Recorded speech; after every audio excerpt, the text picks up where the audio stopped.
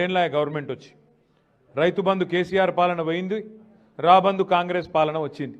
ఎట్లయిపోయింది రైతుల హాలతు? ఇలా ఆదిలాబాద్ రైతులను చూస్తే అర్థమవుతుంది. పంట కొనటోడు లేడు, కొంటాన్ల కట్టింగ్లు, సోయాకు కష్టమే ఉన్నది, పత్తికి కష్టమే ఉన్నది. పత్తి రైతు అయితే ఇలా చిత్తైపోయింది. ఈ రాష్ట్ర ప్రభుత్వంలో, ఈ రాష్ట్రం వచ్చినాక, ఈ ముఖ్యమంత్రి వచ్చినాక, కాంగ్రెస్ వచ్చినాక పత్తి రైతు చిత్తైపోయింది. సోయా రైతును అడిగేటోడు లేడు, దానికి మళ్ళీ కట్టింగ్లు. గతంలో 13 క్వింటాలు ఉంటాయి, ఇప్పుడు 7 క్వింటాలని కట్టింగ్లు. మొన్న అన్నవాళ్ళు పిలిస్తే, రామన్న గారు అనిల్ అన్న పిలిస్తే మన ఆదిలాబాద్ మార్కెట్కి వచ్చిన నేను, మీరందరూ కూడా చాలామంది వచ్చినారు. వచ్చినప్పుడు మనం చూసినాం రైతుల హాలత్. మనం వస్తున్నామంటే మార్కెట్ బంద్ పెట్టిరు. ఆ రోజు మీకు యాదకుండాలి, మార్కెటే బంద్ పెట్టిరు. సోమవారం వచ్చినాం అనుకుంటాం మేము, ఆ రోజు కూడా సోమవారం మార్కెట్ బంద్ పెట్టిరు. అందుకే అనిల్ అన్న ఏం చేసిండు తెలివిగా, ఆడ మార్కెట్ బంద్ పెడతారా మీరని చెప్పి ఆయనతో నేరేడుగొండలనే తీసుకుపోయిండు. సోయాబీన్ కొనుగోలు కేంద్రం ఉంటే ఆడికి గుంట పోయిండు, ఆడ చూపెట్టిండు. ఆడ రైతులతో మాట్లాడితే అక్కడ గదే కష్టం. అంటే ఇవాళ రాష్ట్రంలో పరిస్థితి ఏంది అంటే, రైతులు ఈ రైతు ఆ రైతు అని కాదు, మొత్తం రాష్ట్రంలోని రైతులందరూ ఇలా గుండెల నిండా మళ్ళొకసారి కేసీఆర్ గారిని గుర్తు చేసుకుంటా ఉన్నారు. కేసీఆర్ ఉన్నప్పుడు ఎంత బాగుండే రైతు పరిస్థితి, ఇలా ఎంత అధ్వానమైంది అని యాద్ చేసుకుంటున్నారు. ఇది వాస్తవం నేను చెప్పేది. మీరు ఊళ్ళల్లో మీరుంటారు, నాకంటే బాగా మీకే ఎరక. ఏమన్నా కోపమో తాపం ఉంటే మన మీద ఉన్నది. ఆడనో ఎన్నో కోపం ఉంటే మనం ఆడ కింది స్థాయిలో ఉండే నాయకుల మీద, నా మీద, మీ మీద ఉండొచ్చు, కానీ కేసీఆర్ మీద మాత్రం రాష్ట్రంలో ఏ రైతు కోపంగా లేడు అనే మాట వాస్తవం. ఎందుకంటే కేసీఆర్ గారు చేసినట్టు రైతులకు ఎవరైనట్టు చేయలే. 24 గంటల కరెంట్ ఇచ్చిన నాయకుడు భారతదేశంలో ఉన్నారా? కేసీఆర్ తప్ప. రైతు బంధు అసలు ప్రోగ్రాం పెట్టినోడు భారతదేశంలో స్వతంత్రం వచ్చిన కేవలం ఉన్నారా? 24 గంటల కరెంటు, రైతు బంధు ఒక్కటే కాదు, రైతు చచ్చిపోతే ఆ కుటుంబం రోడ్డు మీద పడద్దని చెప్పి 5 లక్షల బీమా ఇచ్చిన నాయకుడు ఎవడన్నా ఉన్నాడు ఆ దేశంలో? ఒక అందుకే రైతుల కేసీఆర్ గారంటే ప్రేమ. పంట పండించిందంతా కొన్నాడు. కరోనా టైంలో కూడా 7,000 కేంద్రాలు పెట్టి, కొనుగోలు కేంద్రాలు పెట్టి ఆఖరి గింజ దాకా కొన్నాడు. పంట తడిచిపోయినా, నానినా, మొలకెత్తినా, రంగు మారినా, ఏదైనా సరే మొత్తం కొని రైతులకు ధీమా ఇచ్చిన నాయకుడు కేసీఆర్ గారు.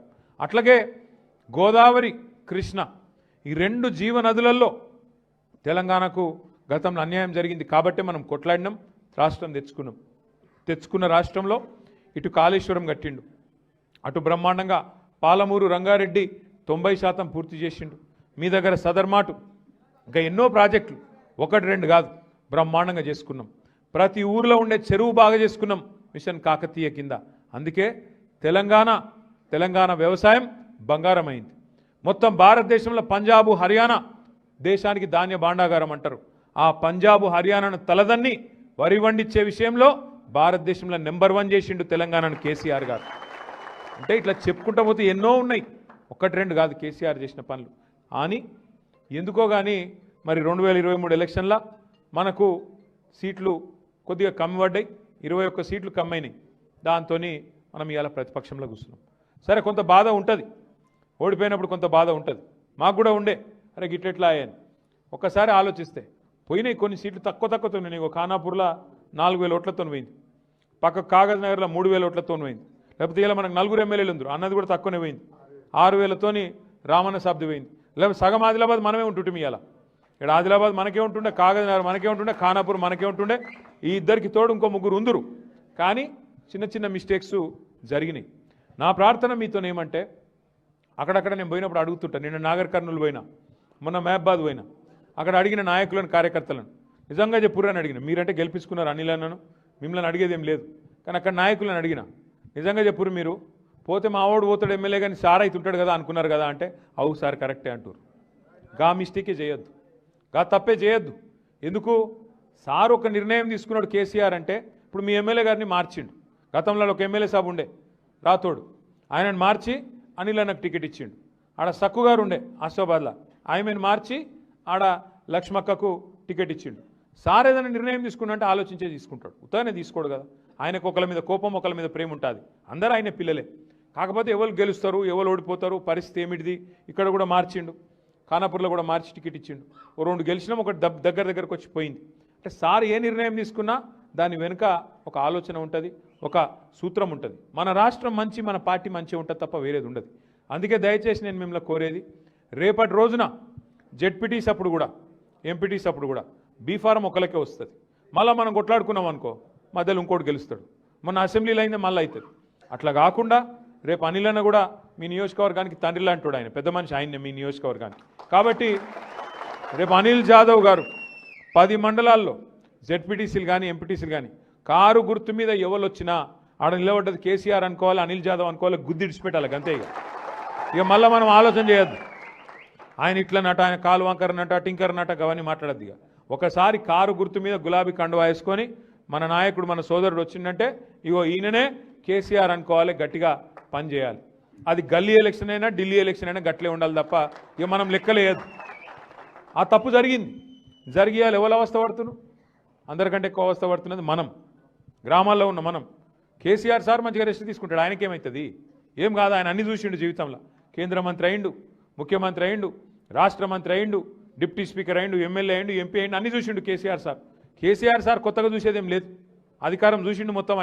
ఆయనకేం లేదు బాధ. ఉన్న బాధ ఇవాళ తెలంగాణ ప్రజలకు వచ్చింది.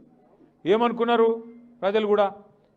కేసీఆర్ సారే చెప్తుండు కదా, 200 పెన్షన్ 2000 చేసిండు కదా, మనది ధనిక రాష్ట్రం అంటుండు కదా సారు, కాబట్టి నిజంగానే ఇల్లు కూడా ఇస్తారేమో, 2000 4000 చేస్తారేమో అనుకున్నారు. బీజేపీ ఎంపీ అడిగిండు ఒక ఆయన, ఏమని? అసలు కేసీఆర్ ప్రభుత్వం చేసిన అప్పు ఎంత మీరు చెప్పండి కరెక్ట్ కానీ కేంద్ర ప్రభుత్వాన్ని బీజేపీ ఎంపీ అడిగిండు. కేంద్ర ప్రభుత్వం రిజర్వ్ బ్యాంకుని అడిగింది, ఎంతనా కరెక్ట్గా చెప్పురు అని చెప్పి. మన మొత్తం భారతదేశంలో పెద్ద బ్యాంకు, అన్నింటిని చూసేది రిజర్వ్ బ్యాంకు. ఇంకొక వాళ్ళు కాగ్ అని ఉంటుంది, CAG, controller and auditor general. వాళ్ళిద్దరిని అడిగి పార్లమెంట్లో సమాధానం చెప్పారు. ఏం చెప్పారు ఎరికేనా? కేసీఆర్ ప్రభుత్వం వచ్చిన నాడు 2014లో రాష్ట్రం నెత్తి మీద ఉన్న అప్పు 72,000 కోట్లు. కేసీఆర్ దిగిపోయిన నాడు డిసెంబర్ 23లో దిగిపోయిన నాడు రాష్ట్రం నెత్తి మీద ఉన్న అప్పు 3,50,000 కోట్లు. 3,50,000 కోట్లలో 72 తీసేస్తే, ఎందుకంటే అది విరాసత్కి వచ్చింది కదా మనకు, ఆ 72 తీసేస్తే ఎంత? 2,80,000 కోట్లు. మావు కేసీఆర్ అప్పు చేసిండు, 2,80,000 కోట్లు అప్పు చేసిండు కేసీఆర్. చేసి ఏం చేసిండు? 70 లక్షల మంది రైతుల ఖాతాల్లో 73,000 కోట్ల రూపాయలు రైతు బంధు రూపంలో వేసిండు. అవును, కేసీఆర్ అప్పు చేసిండు. చేసి ఏం చేసిండు?